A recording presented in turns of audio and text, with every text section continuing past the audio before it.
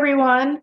Welcome to Charlotte Wildlife Stewards, our September program. We're starting off our new season, and we're so happy that you're here. We are the Charlotte chapter of the North Carolina Wildlife Federation, and you can see on the screen our website and our email. And at the end of the program, I'll attempt to come back to that so you can see it. We're on social media, so you can find us there. As well as on our website. So our mission is to create, preserve, protect wildlife habitat through education, engagement, and enjoyment. And here are a few pictures that show you how we do that. We have a lot of work that we do, a lot of planning, but we also have a lot of fun. So we hope that maybe one day you might join us in this. So this past weekend, the North Carolina Wildlife Federation had the Governor's Conservation Achievement Awards. And several of us from our chapter were able to go, as well as other chapters from around the state. It was an opportunity to have some education sessions together, to network, to meet each other. We had a banquet where we honored the recipients, and one of those, where is it, is our very own Ernie McLaney. Ernie is he was awarded the Volunteer of the Year Award, and he more than deserves it. He's been a longtime member of the North Carolina Wildlife Federation. He started our chapter in 2013. He was president for 5 years and finally got someone to take that over for a few years who did a wonderful job. He lives and breathes conservation and sustainability, focuses on connecting children, well, really with everybody with nature, and it's important in our lives. And this was really a well-deserved honor for Ernie. So yay, Ernie. He's been an inspiration for me. Another winner at the awards was the Concord Wildlife Alliance. They're our sister chapter that's based in Cabarrus County. They won 2021 Chapter of the Year. And, you know, this was a challenging year for everybody, but they still found ways to have programs and activities. Like many, they switched to online for their programs. But in addition to that, they did a lot of hands-on work. They helped create and certify wildlife habitats in their community. They had several events where they collected trash, which is, I mean, that's one of the things that unfortunately we just have to do to help protect our environment. They also planted trees, and that's a great way to help wildlife as well as all of us. And they engage the community in a lot of conservation topics. So we're just real happy to have them joining us tonight. They actually canceled their September program, which I believe was supposed to be in person. So anyway, we're happy to have them joining us for this program tonight.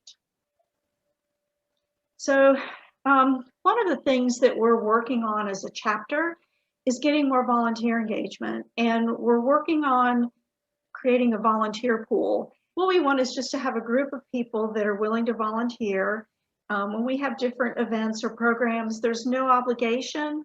It's just, you know, a group of people we can send out a request to, and if it's in your interest and you're available and you want to participate, then, you know, you answer back and you do that.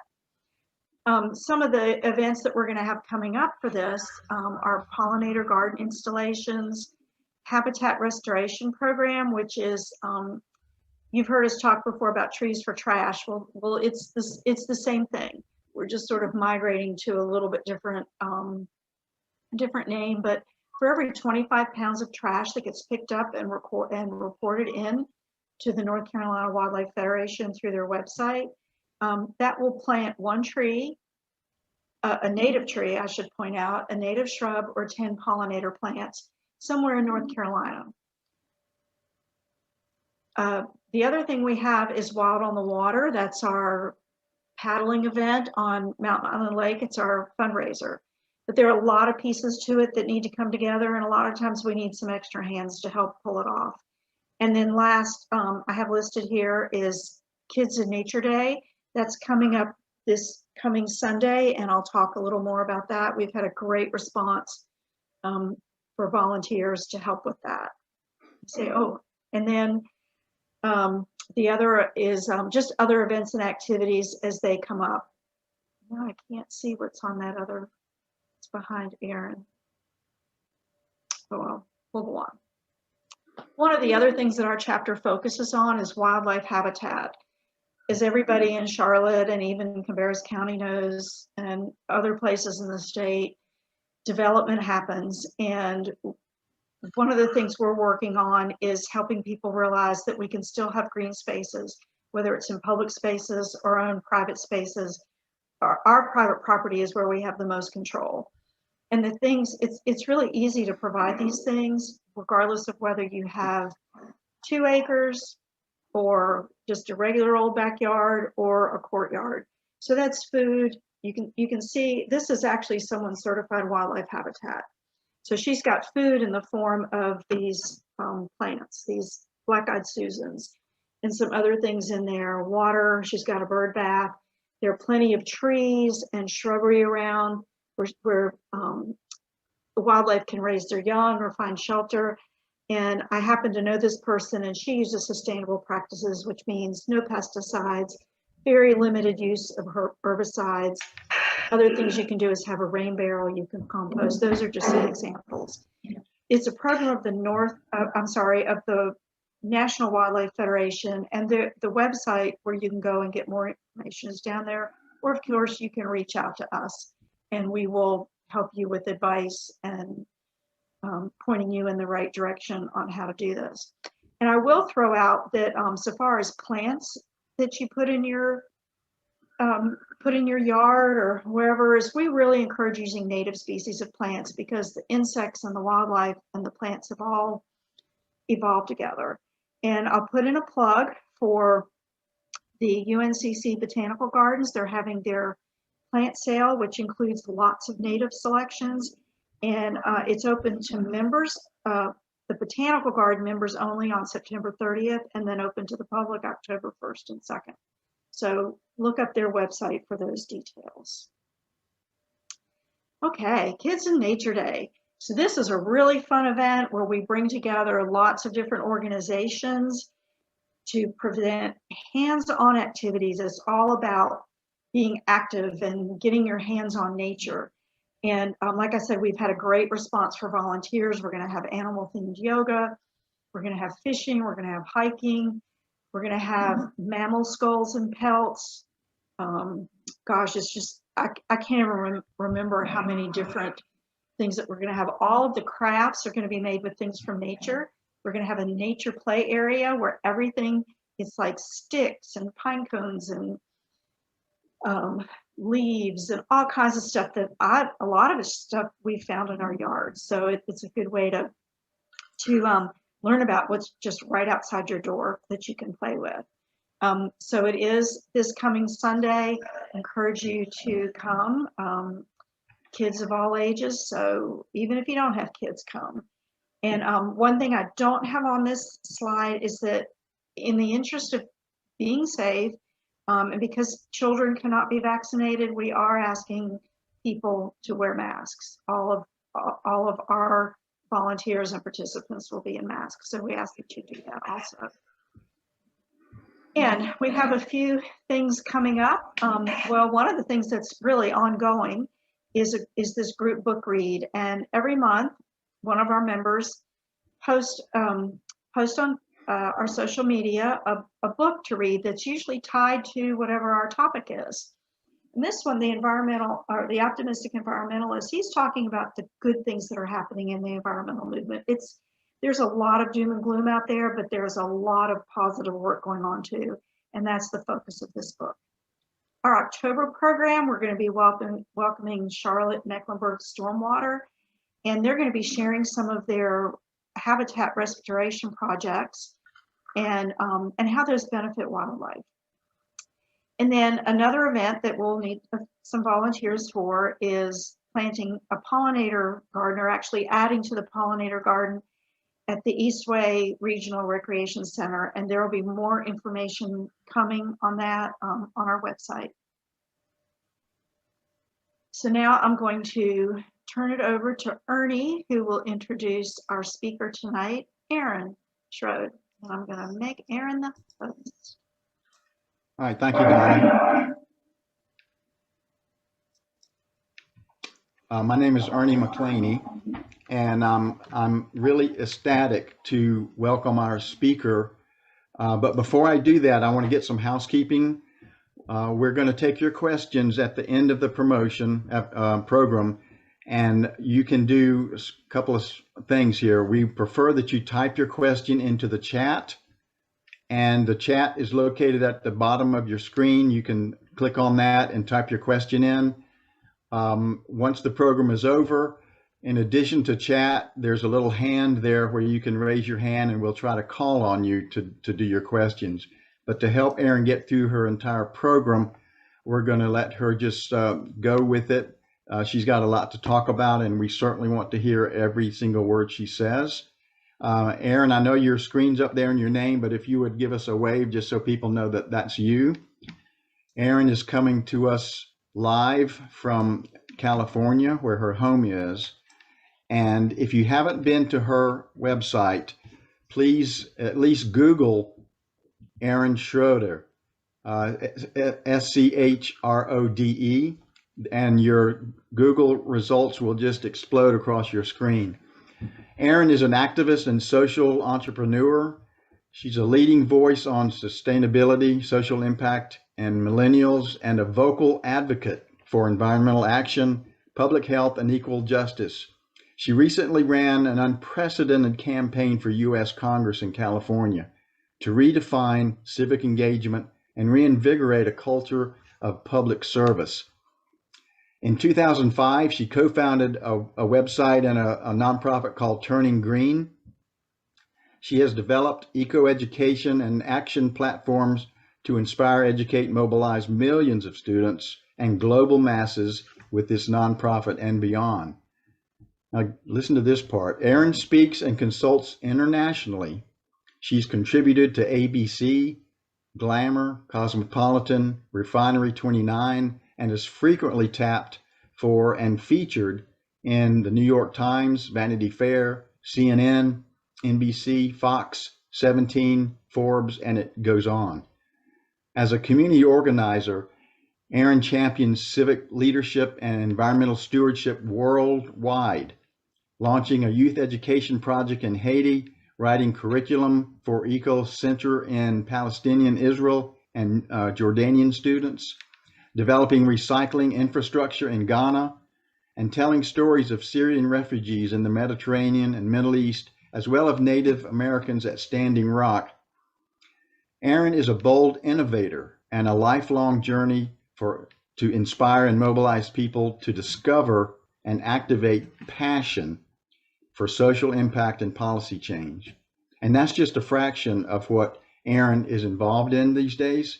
I'm really thankful, Erin, that you took time out of your busy schedule, particularly today with your state's governor issues going on, to share with us your passion, your message, and your hope for environmental justice and the fact that we should all be involved and step up and help. So with that being said, I'm going to turn it over to you. And again, thank you for joining us today.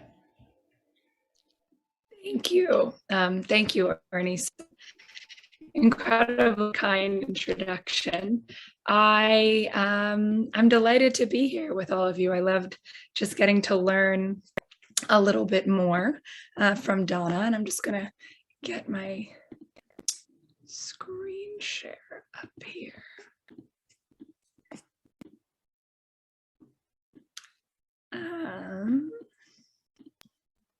There we go. When I was first talking to Ernie about coming and speaking with all of you, this was an idea that he put out. You know, what is an environmental activist, and who is an environmental activist? Can you be an environmental activist? And to that, I have a resounding yes. And then the natural question is, but how? And so I'm really looking forward to, over the next 30, 40 minutes or so, sharing with all of you a little bit of my story. I I think, an unlikely story of an environmental activist driven by passion and purpose. And I'm looking out my window at the redwoods right now, by where I was born, where I was raised. So to begin, I want to rewind. About 30 years, my mom was pregnant with me, and she read a book called Diet for a Poisoned Planet. And my father was a teacher, and he'd gone to school. And by the time he returned home, she had completely transformed the entire house. Packaged food was out and organic food was in, and plastic and disposables were out and glass and reusables were in. And she started cleaning with lemon and vinegar. And that was literally the world into which I was born. And growing up, we did all the things that Donna was saying. We did the cleanups and the gardening days, and we went to the events and the marches and the rallies. And at school, we had a dock where we did science experiments in the Bay. I was shaped so fundamentally by Northern California. Specifically, I grew up between Marin and Sonoma County. Marin has the highest concentration of organic farms of any county in the US. It's considered the birthplace of mountain biking up on Mount Tamalpais. It's surrounded on 3 sides by water, by the bay and the ocean. And I never took it for granted, but these environmental stewardship and conservation principles were literally a part of me since day one. And when I was about 11 years old, a study came out that Marin County, this idyllic place that I am proud to be from, where I live, where I love, had the highest breast, prostate, and melanoma cancer rates in the world. That breast cancer rates had risen 60% in 8 years, and no one knew why. And Marin is also one of the most affluent counties in California. And my mother's friends were being diagnosed with cancer and going through chemotherapy, my friends' parents. And they said, sorry, there's not enough money to do the testing. And that didn't sit right with my mom. And I saw her spring into grassroots activist mode. I saw her organize literally a door-to-door walk with 3,000 volunteers to go to 50,000 households and ask a very simple question. Why? Why were cancer rates off the charts? Why were we facing this public health crisis? And everybody had different answers. It was about the water. It was about the demographics. It was a plane that crashed off the Farallon Islands. It was uranium barrels sunk after World War II. And nothing correlated. They worked with the UCSF Department of Epidemiology, specifically at environmental risk factors, at lifestyle risk factors, at exposures. And I saw, at the ripe old age of 11 at that point, a small group of thoughtful, committed citizens changing the world. And this quote from Margaret Mead was actually on the wall of my first grade classroom. Gives you a little more insight into the type of schools I went to growing up. But I saw that power firsthand, focused on environmental justice, on sustainability, on public health. And I kept hearing about larger environmental issues. I was hearing about global warming, about climate change. And at that point, it seemed so inaccessible to my then, 13-year-old mind. I couldn't put back together melting polar ice caps. I couldn't take my house off the grid. I didn't own a house. I couldn't get a hybrid car. I didn't even have my permit. What could I do? How could I be that environmental activist? To go back to the question I was asking at the beginning. And this graphic was shared with me, a student in Australia years ago. And I think it's very powerful. If you think of any issue and you put that at the center and you build a map, there are a multitude of ways to address any problem, be it an environmental problem, a climate problem, a conservation problem, or any other issue that you're tackling. And all of the things around the outside are not going to appeal to everyone, but chances are that something is going to appeal to everyone. And maybe if they enter one place, they'll be pulled in and there are more. And so some of these seemed more accessible to my young self. And at that time, a study came out, not a scientist, but I read these were mainstream, linking the ingredients in personal care products to cancer. and birth defects and environmental degradation. And I thought, hold on. I eat organic food. I drink out of my reusable bottle. I carpool. I recycle. I clean up. I do the things that I've been told to do, but never had I stopped to think about what I was putting on my body every single day. And I thought, well, if I don't know this, my peers probably don't. And so we came together in January 2005, what was then a bunch of ragtag teens, and it was called Safe Cosmetics 101. And our mission was just to educate. And the response was universal. What do you mean no one's looking out for our health and that of the environment? What do you mean there's no government oversight, right? What can we do? And that's the beauty in the naivete of youth. I was actually just on a call with a bunch of our students earlier. This grew into what's now a 16-and-a-half-year-old nonprofit, Turning Green. And we have a new crop, right? It's young people. That passion is literally the strongest renewable resource that we have. But we came together to start to tackle what was a very local public health and environmental. But then we started looking and going deeper.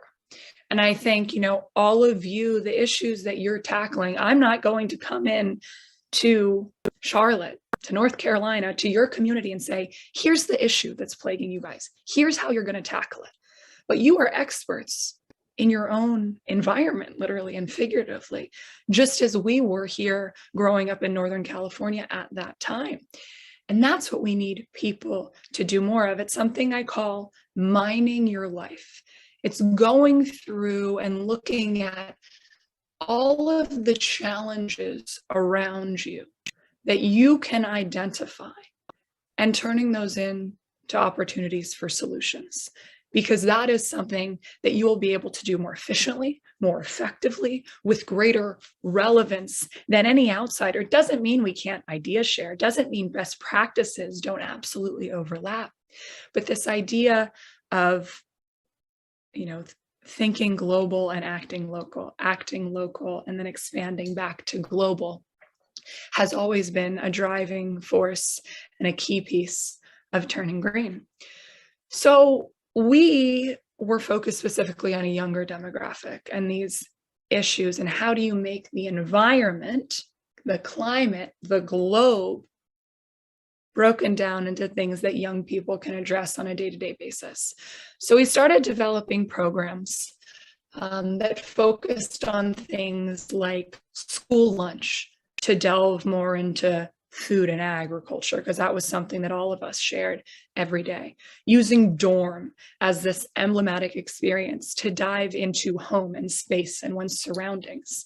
Talking about fashion to go deeper into the textile movement. And making it snappy and making it fun and creating these great events. And our signature program is something called Project Green Challenge. And Project Green Challenge is a 30-day program focused on climate justice, sustainability, and public health, our pillars, that breaks down so many of these large themes into individual days with 3 challenges. And we've had over 290,000 high school and college students participate in this over the past 10 years, every October, over 30 days. When you think, what do you do every day for 30 days? What do you do every day? It's not a lot. And if you actually want to change habits, if you want to break and recreate neurological pathways of our constituents, we all, right? It's brainwashing, it's mind melding for good, how we want to reach you guys and all of your audiences and go on a journey. So we call it From Conventional to Conscious, and everyone falls somewhere on the arc. No one's 0, no one's 100, nothing's evil, nothing's perfect. And how do you bring people on that journey, knowing that it's very nonlinear, but keep them going in a trajectory of greater sustainability, greater health, greater justice, greater safety for people and planet? And for us, Project Green Challenge has been an amazing entry point. Again, kind of like that map with global warming at the center. Not everybody's going to resonate with all of these, but if you pull them in, it's a slippery slope towards that journey of environmental activism. And when students start this, they certainly don't consider themselves an environmental activist, but developing the tools, the skill sets, and the community. That's why I'm so excited to be here with all of you, seeing that you're not alone, that there are other like-minded people, especially as a student, as a young person, maybe who didn't grow up in Northern California, who wasn't raised by an environmental activist mother, to meet your peers and to be able to build connection and community across space is really powerful. So Project Green Challenge is all digital. Obviously, so much of what we're doing, particularly in the past year and a half, has been digital, but it's an amazing way to unite people.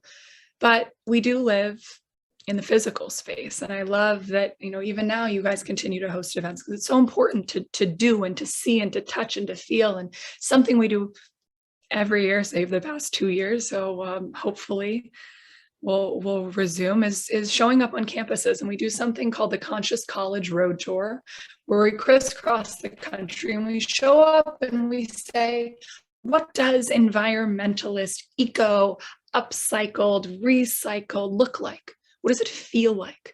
What does it taste like? How does it enter into my life? And to set up in the heart of college campuses that have, 120,000 students or 2,000 students and pull people in is really powerful. And you start these dialogues with people who know absolutely nothing about sustainability. One of my favorite experiences, I was at Jackson State in Mississippi, and a student came up and said, so this is the composting thing, right? And I said, well, composting's a piece of it, but let's talk more, to take students on a journey around food and to talk about bulk, excited to talk about hemp and the solutions that poses, to talk about, reusables. You see a lot of that in these photos, and to make it fun and to make it accessible and to make it relevant. And I think we're all so busy in our day-to-day. So for us, we focus on, I don't want to call food a simple thing, but something like food. What you see on the top is what they like to call a standard American diet. The acronym being SAD. It's sad. That is, Michael Pollan has a great quote. He says, simply don't eat anything your great grandmother wouldn't recognize as food. And I guarantee there's stuff in that top shelf that my great grandmother would not recognize. Now, is everything on the bottom perfect? No, but is it more fresh, more local, more organic, more nutritious? Yes. So again, conventional to conscious is an arc, not a binary. And how do we pull people in that direction where you can actually read labels? You don't need a magnifying glass and a decoder to know what you're eating. Simple things like a PB&J. We build these infographics and we use them in cafeterias and campuses where we work. What should be in a PB&J? What should be in an apple? An apple. Yet a conventional apple on average has a residue of 42 pesticides. So we've gotten so far away from what could be and what food can be. So that's what goes in you, right? That's food. And people, I think, more viscerally understand food. It comes from the soil. You grow it, you cultivate it, you eat it. It affects your energy, your skin, your waistline. And then composting back, that biological nutrient cycle is something that's easy to talk about, the effects on health. But what about what goes on you and body care? The average woman uses about 200 chemical ingredients on her body every day. The average man about 125. Most of them that we're completely unaware, we're this human petri dish, and these toxins are being accumulated and bioaccumulated in our body, 89% of which have never been tested for human or environmental safety. So that's not just what goes onto us, like the food. It's the pesticides and the chemicals that then run off down our drains, storm drains, into oceans, into groundwater, into agricultural water. And then what goes around us, cleaning products. And, I speak a lot to young students and have some, props, and I'll throw one out in the audience and they'll turn it over and they'll go, why is there skull and crossbones? If you give it to a group of adults, we look at it and say, oh, that's commonplace. No, things that poison us and poison smaller, more susceptible bodies should not be on the market. And when you think about this, moreover, more than us, it's the people that are using products in high concentration at close proximity over and over again. This isn't just a public health issue. This is a justice issue. This isn't just an environmental issue. It's an environmental justice issue. So when you think about the populations that bear the brunt of these toxins, how do we rectify that situation as well? When we work with students or with anyone, I think it's really easy to get siloed into thinking, okay, well, you're a consumer or you're a maker or you're, just this, you're a parent. No, you're everything. And you have to speak to people's full identity, because that all fits into being an environmental activist. And everyone has skill sets and experiences to bring to the table. There's a phenomenal video series I highly suggest you watch. It's called The Story of Stuff, created by Annie Leonard, who now runs Greenpeace USA. And she talks about flexing your citizen muscle and your consumer muscle. We can't shop our way out of this environmental problem. It's not just about changing our behavior, not even about shifting massive corporations or industry. It's also about advocacy and changing laws, because too many people will not protect environmental health or public health if they are not mandated to do so. And so the first time that I testified before our California Congress, I wasn't old enough to vote, and realized, though, that I and we, our peers, had a powerful perspective and an important voice for these legislators to hear. So we lobbied for bills around cosmetics and green chemistry, nothing that is going to fundamentally save the world, nothing that's going to reverse climate change and environmental degradation, but small things that add up. And so goes California, so goes a nation. If you have a local advocacy initiative, wherever you are in a city, it's going to expand to a state, and then it's going to go federal. So there's opportunities. People aren't necessarily going to change their practices for a small area and not for larger. And so much policy, particularly on environment, is controlled at the state level. And that's why local advocacy is absolutely critically important. I'm so proud of all of the work that we've done. And not even just in California, in Marin County, in our cities and our towns, to change it. We do a lot of work with schools on a district level. You cannot replicate something until it's been done. You can't scale something that doesn't exist. So starting is so important. And that begins in Charlotte, that begins in North Carolina. For me, it began in Marin, it began in California. It's wherever you are with the tools that you have access to, you can become an environmental activist. So now I want to take it bigger. I talked a lot about local, a lot about where we began, because I think it's so important to understand that all of us are shaped by where we live and by these experiences around us. But environmentalism knows no bounds of geography, of race, of socioeconomic status. And I had the privilege of getting a scholarship to go to NYU, New York University. And one of the reasons that I chose NYU was because of this incredible global network of campuses that NYU has. And I thought I wanted, the world to be my campus, and studied abroad for 5 terms. I did college very unconventionally, but everywhere I went, environmentalism is the lens through which I see the world. And I took on environmental challenges around the globe, but with that same local perspective. So I want to share some of those with you right now, because it was about awakening environmental activists, not only in me, but in people in all of these places where I was going. The first semester that I spent abroad was in Ghana, in West Africa, and I got to Accra. And one of the first things that I saw, literally driving around a bus, looking down at the gutters and the curbs and the sidewalks, were these sachets. The ones that you're seeing in this picture are for ice cream, but that's also how people drink water in a great portion of the world. And they were just discarded. And I said, well, what's happening? Where do they come from? Where do they go? And there was a man who lived in Ghana, Stuart, who was collecting these sachets, washing them in reclaimed water, drying them, harvesting the power of the sun, and stitching them together into what he called trashy bags. And I said, Stuart, you have enough raw material to last you generations. How are you addressing the problem?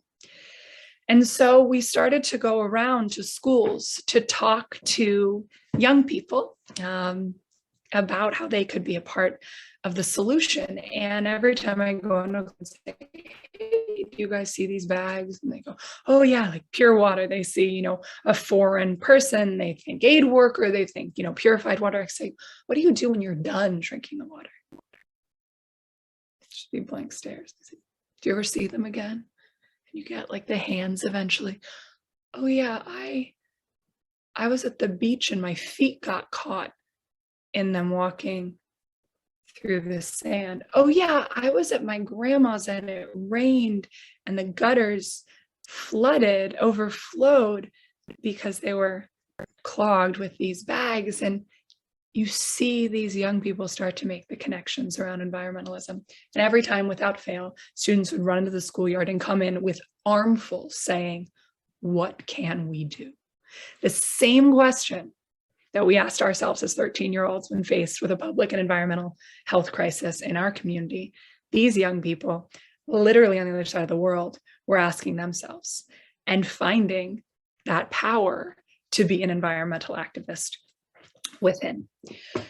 And from Ghana, I went and I studied abroad in the Middle East, and I built out the curriculum for the first eco-education center, first environmental center in the Palestinian Authority that brought together Israeli, Palestinian, and Jordanian youth around issues of shared natural resources. And I had never thought about environmentalism as a means of peace building and conflict resolution, but I built out this curriculum focused on 4 themes: garden, gray water, recycling, and water. And it was fascinating to hear of these dialogues occurring where these students are going, wait, you're dealing with that issue too? Oh, you use that solution as well? And seeing that these environmental issues, again, know no bounds of race, of religion, of ethnicity, of nationality, and that young people could come together as environmental activists, newfound, self-identified, to build coalitions across those supposed boundaries and dividing lines. And that gave me, and still does, a lot of hope. And I came back. I came back to New York. I lived in New York 8 years after I graduated. And a couple of years after I graduated was the birth of the Black Lives Matter movement. Eric Garner was strangled to death on the streets of New York City by the NYPD. And it was the first time in my life that I took to the streets night after night. This wasn't a one-time march or a rally. And I had friends who said, why, Erin? You're an environmentalist. And I said, to quote MLK, injustice anywhere is a threat to justice everywhere. This wasn't anywhere, this was my city. But if you want to talk about environmentalism, who are the communities that bear the brunt of environmental injustice? They're Black and brown communities in our country. They're the same communities being targeted by these issues around racial justice, and climate justice is racial justice, and racial justice is climate justice. If you think of toxicity dumps, the land that's been given to these populations over time, if you think of where power plants are, emissions, low air quality, access to healthcare, food deserts, chemical plants, you name it, runoff, ag. And so for me, that intersection is where I've spent most of the past few years of my life working, specifically around food and around food justice, as it relates to environmental justice, racial justice, and larger justice in general. One of those journeys took me to Puerto Rico. I lived in Puerto Rico for 2 years after Hurricane Maria, and went there to run a food program called Chefs for Puerto Rico. A dear friend of mine, you might have heard of him, he's a chef named Jose Andres, and went down and started cooking. And Jose said, I need you down here to run it. I have a vision of feeding an island. And I thought I'd be there for a couple of days. 2 years living there, becoming la boricua, sort of a boricua gringuita. But what we got to do very quickly, as soon as we could, I organized farmers. I said, how do we focus on building in food sovereignty and food security and food independence into this larger equation by literally elevating the people who are stewarding the land, on this island. And I think that farmers play such a key role in all of these issues around environmentalism, around health, around justice, that it inspires me to be able to work there with 3 million American citizens on this island, focused on how we steward the land and create systems that are resilient, particularly in a place that's so susceptible to heightened, intense weather phenomenon as we face the impacts of climate. So I've been literally doing environmental work across the country, around the world, and back again. But coming back to my hometown, coming back to Marin County, there's a town called Marin City. And Marin City is a historically marginalized, predominantly African-American community. It's an exit off the freeway. It's one exit away from where I live. It's actually where my mother sent me to preschool. And in Marin City, students were being fed the worst of the worst food, worse than airplane food, heat and serve. The kitchens had no capacity to cook. And with our nonprofit, with Turning Green, we launched a program called Conscious Kitchen, which addresses food equity, access, and education by building in eco supply chains and nutrition literacy into school meals. We focus on 5 key terms. The students love this acronym. We call it FLOSSN, fresh, local, organic, seasonal, nutritious. And Conscious Kitchen started in a school where 95% of the kids qualify for free and reduced lunch at Bayside MLK Academy in Marin City. We've grown, and during the pandemic, during the pandemic, we served 18.7 million meals to students, injecting over $10 million into local organic farms and food businesses. And for me, that's what's so exciting about food as a part of the solution. It's that food comes from the soil. It comes from, I could talk about soil all day, but literally this thing that has the potential to be one of our greatest hopes against climate change and in mitigation techniques. And so for us to get to educate the youngest, the elementary school students, to get them excited knowing where their food comes from and why this matters, is literally why I do what I do. And I think sometimes the size and scope of climate degradation, of climate change, can become really inaccessible, really overwhelming, really anxiety producing. And there's this phrase and this concept that I think about a lot in my head. I am but one, but I am one. I can't do everything, but I can do something. And just because I cannot do everything does not mean I will not do something. And the I am but one is kind of liberating, right? There's 7+ billion other people. There are dozens of, us on this call. There are thousands of people in our communities. There are other people that can pick up the slack. There are other people that can do. You can take a day off. You can pause. You don't have to have the answer to everything. You don't have to get involved in all the causes, but you are one. So what happens if you do? What happens if you start? What happens if you begin? And I thought about that a lot a couple of years ago when I did pretty much the most unreasonable thing, to use a George Bernard Shaw quote, I could think of, which is that I launched a campaign locally for Congress here in California, 2nd.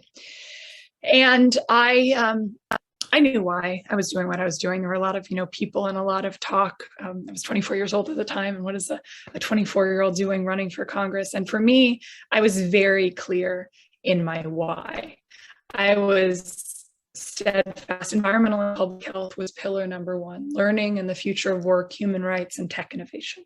We were talking about these issues in ways that made sense to people.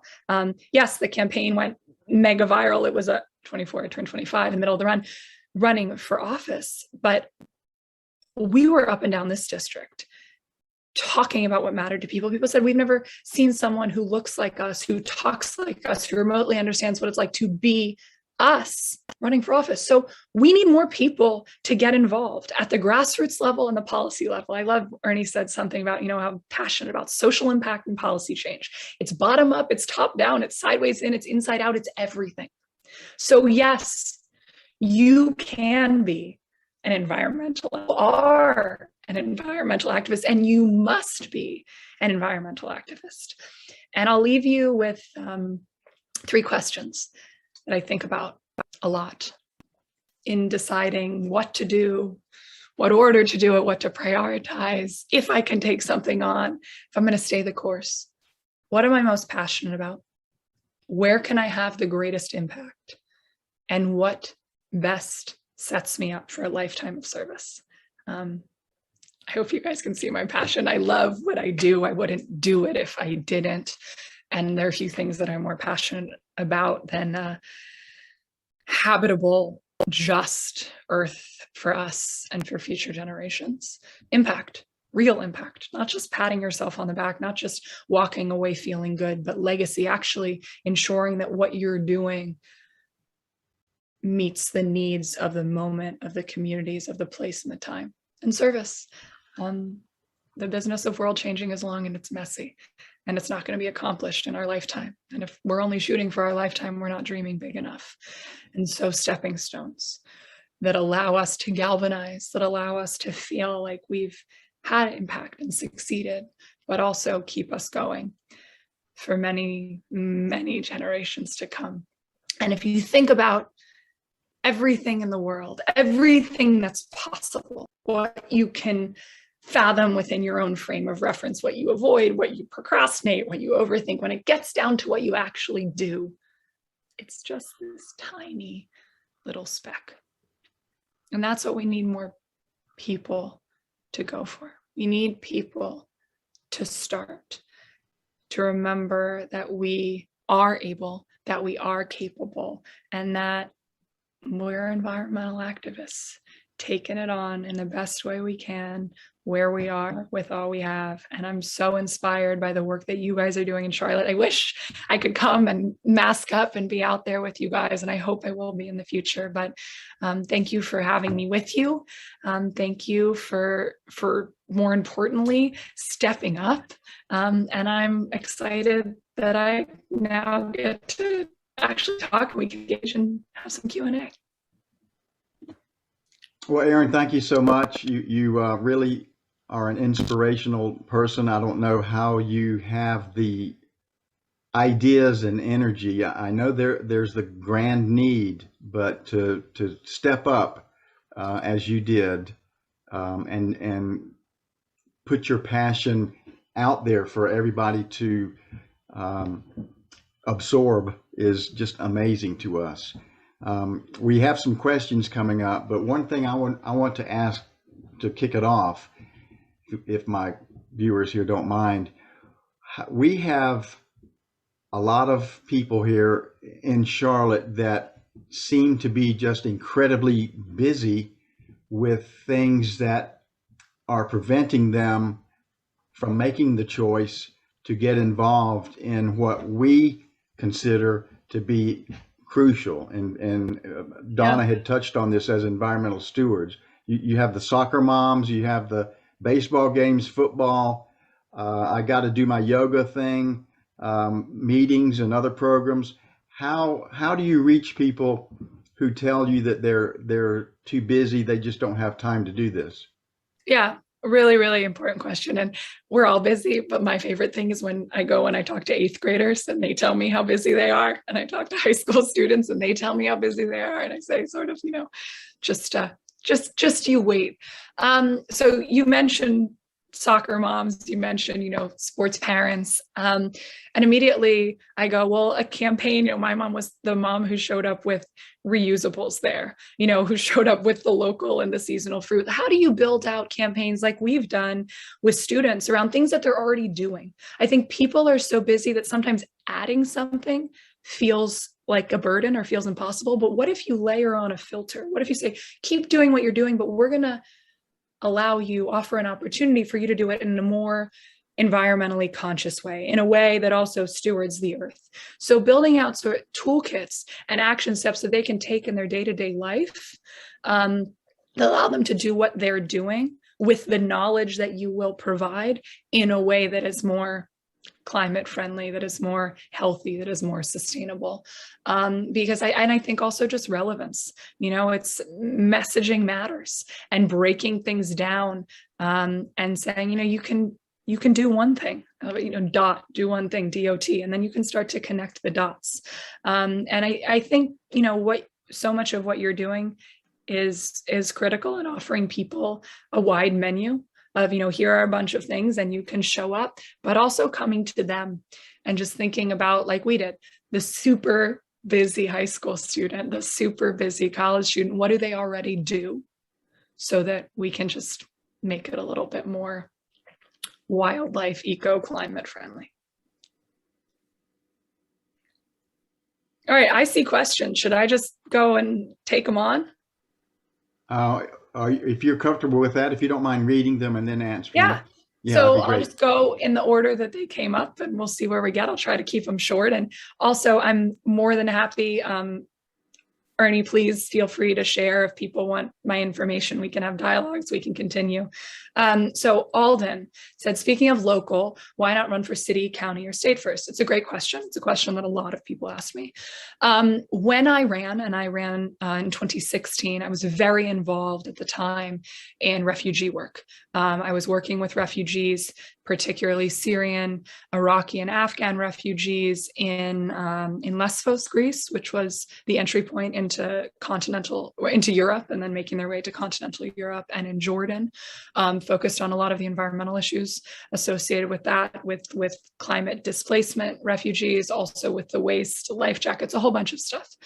And I came back here, and there were a lot of things that spurred me to run sort of a cacophony of life events. But 30 governors were closing their doors to refugees at the time. And this was an issue that was being talked about and thrown around largely at the federal level.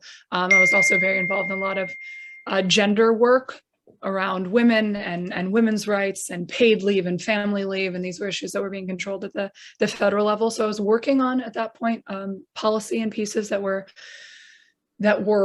federal. I believe fiercely in local. I believe in your PTAs and the supervisors and the city councils and the mayors, and this all matters. So I'm open to, I don't know if and when this isn't a campaign announcement, I'll run again for something down the line. Maybe I could run in 20 years and still be incredibly young. I'm not in it to make history. I want to make a difference. I'm very involved in our local issues. It's where I chose to run at that moment. It was a seat that I really thought needed dialogue to be shifted around, and I'm really proud of, during our campaign, the way we were able to actually make a difference in the campaign timeline. We came up 6.6 points short of advancing, and in the primary we did better than anybody thought we would do. We got 21,000 votes, and people were estimating about 5K. So I think it's not an issue of first or better or where you start. I think it's about what fits with your expertise, with your passions, with where you're at, and also what fits in the larger political landscape. And yes, I agree. I just saw food issues. I am all the time talking to the local school board, so I get it. Those really, really matter, and the local seats are so important. We have an election today that far too many of my peers and people aren't voting in. And certainly once you get down ballot, people don't do their research in the way that our democracy and our planet demands. Okay, so Erin, hello from Erin to Erin, asked, where has been the best place to meet people with the financial resources to begin the large project you've championed? I'm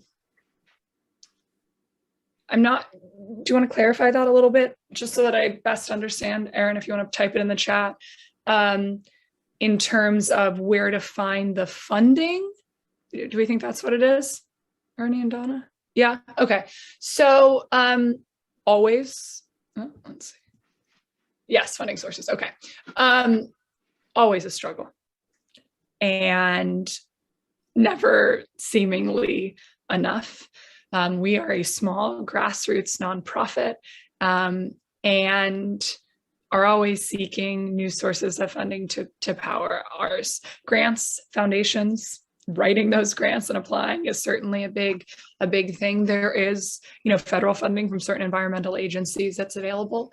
We've also partnered with companies. I think, I talked about your consumer muscle and companies that are doing right by people and planet, not companies that are doing what I call like sticky note sustainability, not to put it on their annual report, not to greenwash, not to pink wash, not to whatever wash, but companies that have environmental sustainability and social justice in their DNA. Because as those companies scale, so too does their opportunity for positive impact in those areas.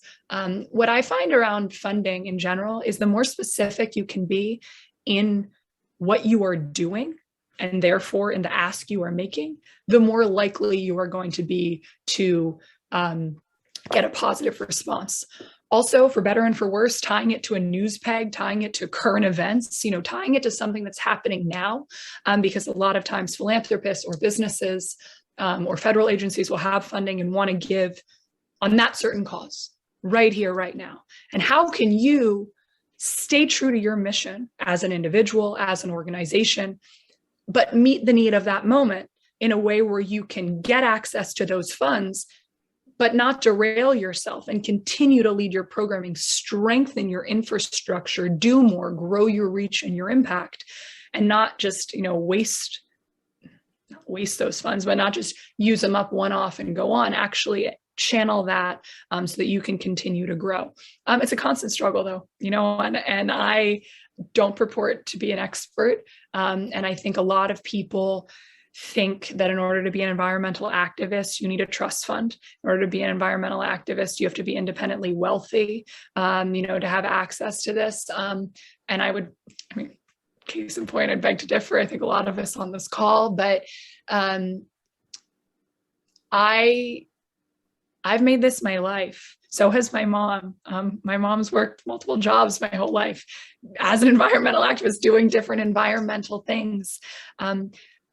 You gotta love what you do and do what you love to stay the course in this movement, but you also have to sustain yourself. And I think it's really important that all of us remember this, whether we're working for environmental organizations or doing it as a side hustle, as a volunteer, as an extracurricular, if you will.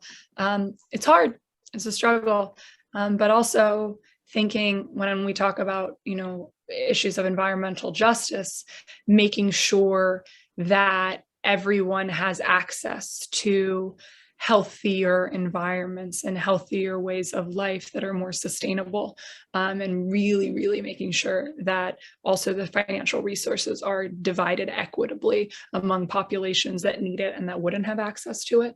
And I think that I, as someone who benefit from white privilege and from those systems, can do a lot to channel dollars and ensure that they also get spent by, or directed by, or focused on, or centering voices of Black, Indigenous, people of color, immigrants, Latinx populations that really need to be part and parcel and central to our movements and have been stewarding the environment for generations, and also are bearing the brunt of environmental injustice. All right. Thank you. Your comments are very kind, everyone.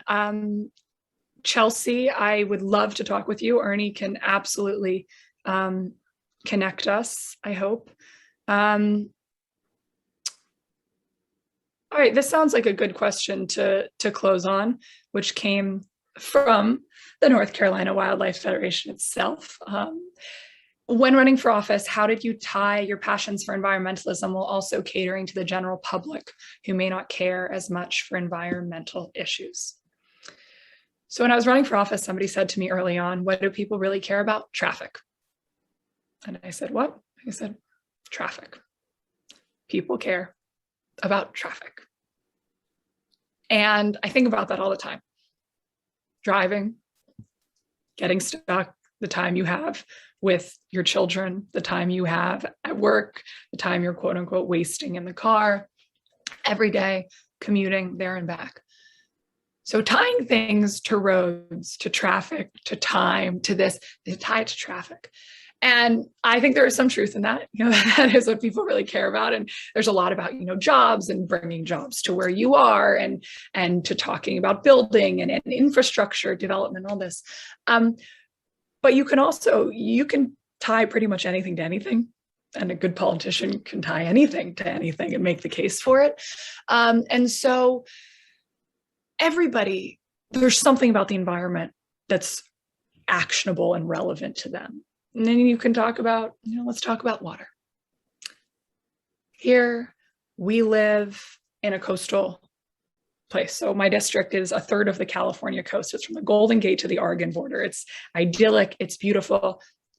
There are things that are going to happen because the sea levels are going to rise, because coastal weather events are going to get more intense, that we need to speak about mitigation, about adaptation. We can just talk about it as it relates to your house. We can talk about it as it relates to the roads that you drive on every day. We can talk about it as it relates to anything. But I'm going to also speak to you about the rising intensity of weather phenomenon while speaking about how that's going to impact your every single day. Let's talk about food. You got to eat. Where's food coming from? Okay, well, in our district, we have farms, and we have, local and independent and organic farmers who are doing this. Well, what is the impact? I can go on and give you a myriad of examples. But I think that also speaking about, here, the natural parks, the national parks, the wildlife, the state parks, the native species, all of this, wildfires. Hello, like my district is literally on fire. And speaking about that from a lens of environmentalism as it relates to the air that you breathe, that your children are going to school and that they grow up, and why they're wearing a mask. It's not COVID, it's the wildfires. It's not wildfires, it's COVID. We were wearing N95s years ago here. And so again, it goes to how Ernie, the first question that he asked, how do we get people who think they're busy, who have other priorities in life, who don't see themselves as environmental activists, involved in these movements? And we break it down, and we make it relevant, and we make it accessible, and we make it actionable for them. And I think then you'll find that they become us, and we can join forces and better steward our earth for all.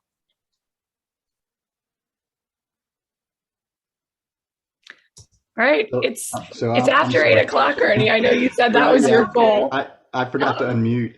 Donna, I'll let you close us out, but I do want to tell you, Erin, again, best wishes in your grandiose global adventures, and I'm sure we'll be seeing and hearing from you in the future, and that you will be doing great things again. And if you come to Charlotte, contact this organization, and we'll get you connected to a college campus or 3 or 4. Oh yeah, I would love that.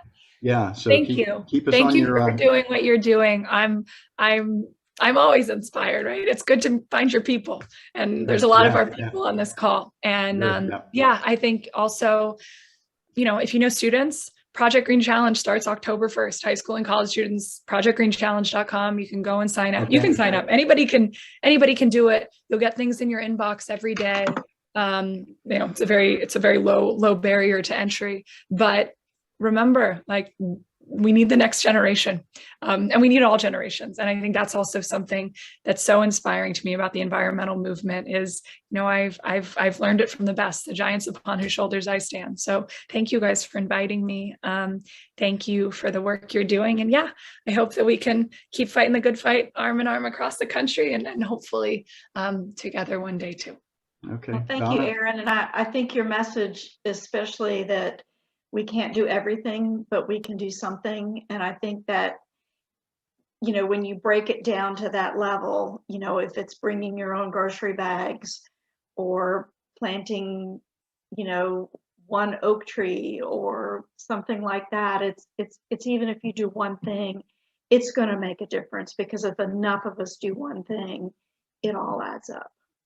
That's wonderful.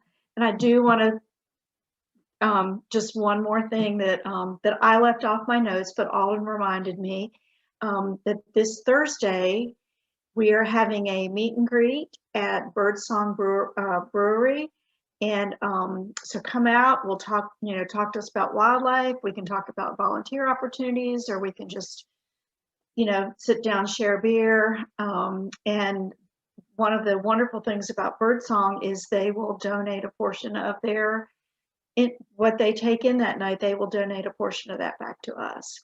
So they are a great business. They really support local nonprofits. So we thank them for that.